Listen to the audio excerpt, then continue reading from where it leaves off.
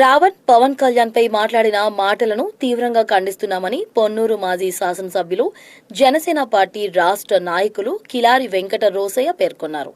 గుంటూరు నగరంలో తన నివాసంలో ఏర్పాటు చేసిన మీడియా సమావేశంలో ఆయన మీడియాతో మాట్లాడుతూ రాష్ట్ర వ్యాప్తంగా కూటమిని విడదీయాలని కుట్ర జరుగుతుందని అన్నారు.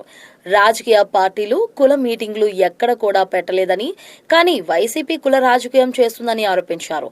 నాస్తికుడు అని చెప్పుకునే వ్యక్తి ప్రశ్న రావణ్ కులాలను రెచ్చగొట్టే విధంగా మాట్లాడటాన్ని తీవ్రంగా ఖండిస్తున్నామని అన్నారు.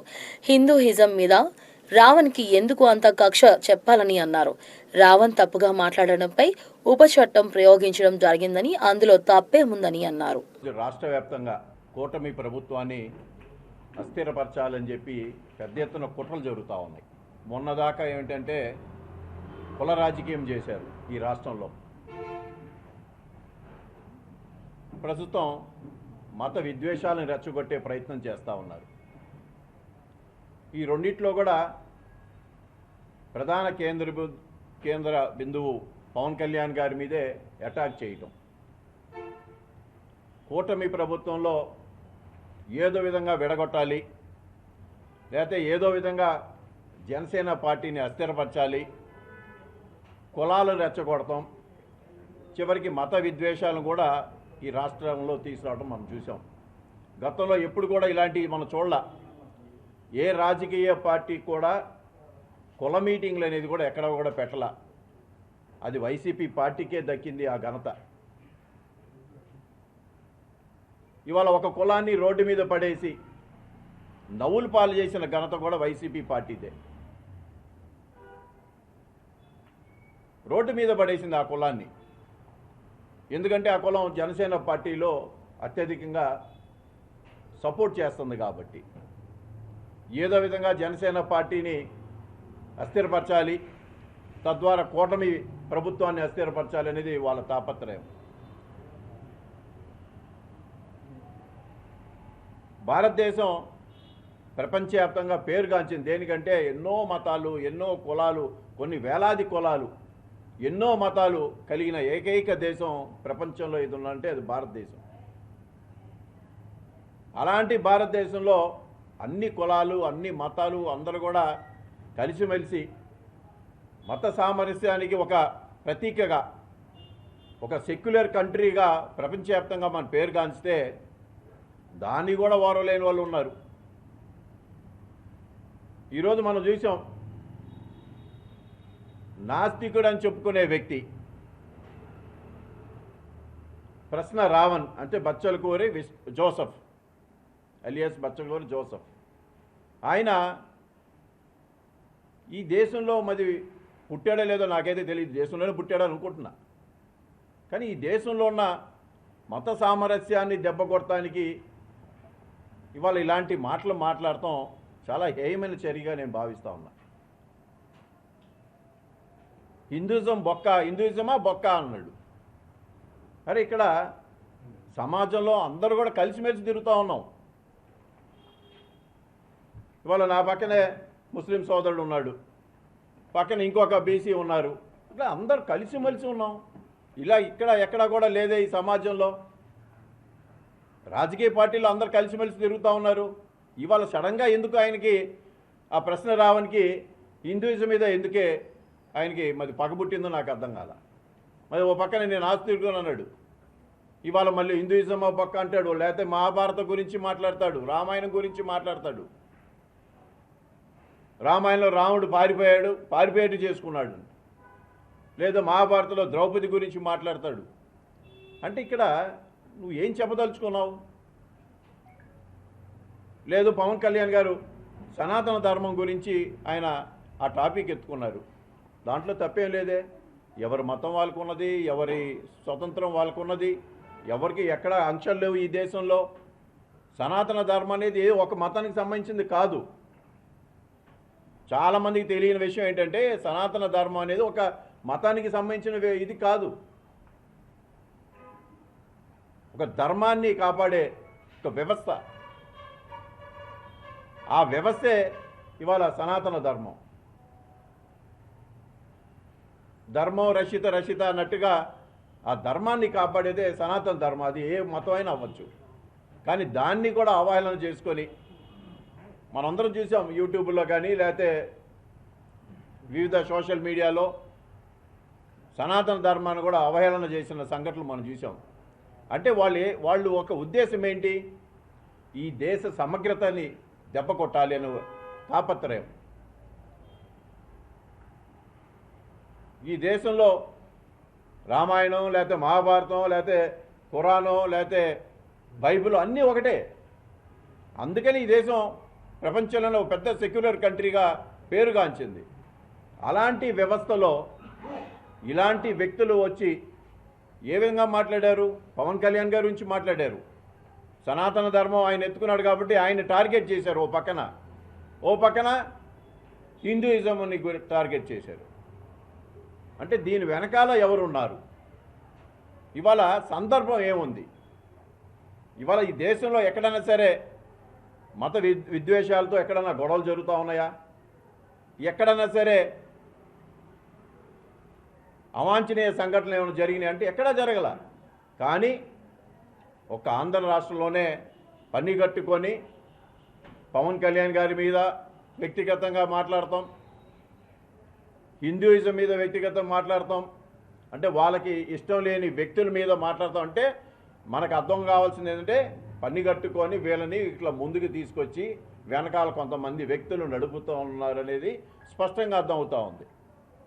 అంటే ఈ రాష్ట్ర ప్రభుత్వాన్ని అస్థిరపరచాలి, పవన్ కళ్యాణ్ని టార్గెట్ చేయాలి, అదేవిధంగా ఈ ప్రభుత్వాన్ని అస్థిరపరచాలి, మత విద్వేషాలు తీసుకొచ్చి రేపొద్దున వచ్చే ఎలక్షన్స్లో అధికారం ఉన్న పార్టీని ఏదో విధంగా దెబ్బ కొట్టడానికి ఇది ఒక పెద్ద కుట్ర జరుగుతుందనేది మనకి స్పష్టంగా అర్థమవుతూ ఉంది.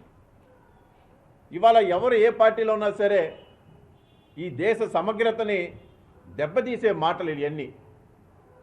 ఇవాళ పోలీసులు ఉపా చట్టం ప్రయోగించారు అతని మీద, ప్రశ్న రామన్ మీద.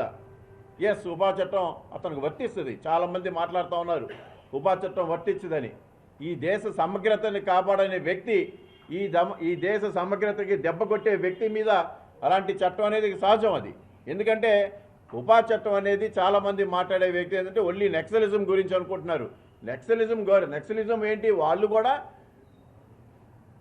సమాజాన్ని ఏదో విధంగా తప్పుదారి పట్టించాలి,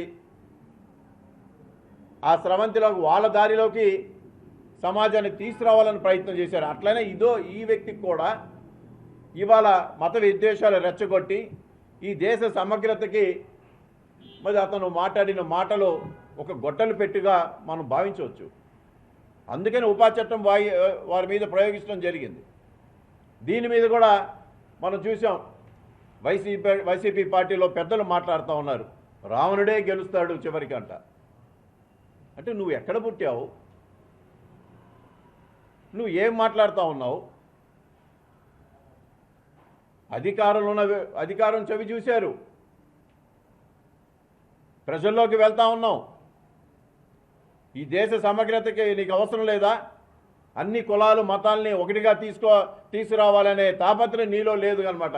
అధికారం కోసం ఏ స్థాయికైనా దిగజారుతారనేది వైసీపీ పార్టీ స్పష్టంగా తెలియజేసింది. అంబటి రాంబాబు గారి ద్వారా, లేకపోతే కొడాలి నాని గారి ద్వారా, లేకపోతే ఇంకో వ్యక్తి ద్వారా, లేదా వాళ్ళ ప్లేడరు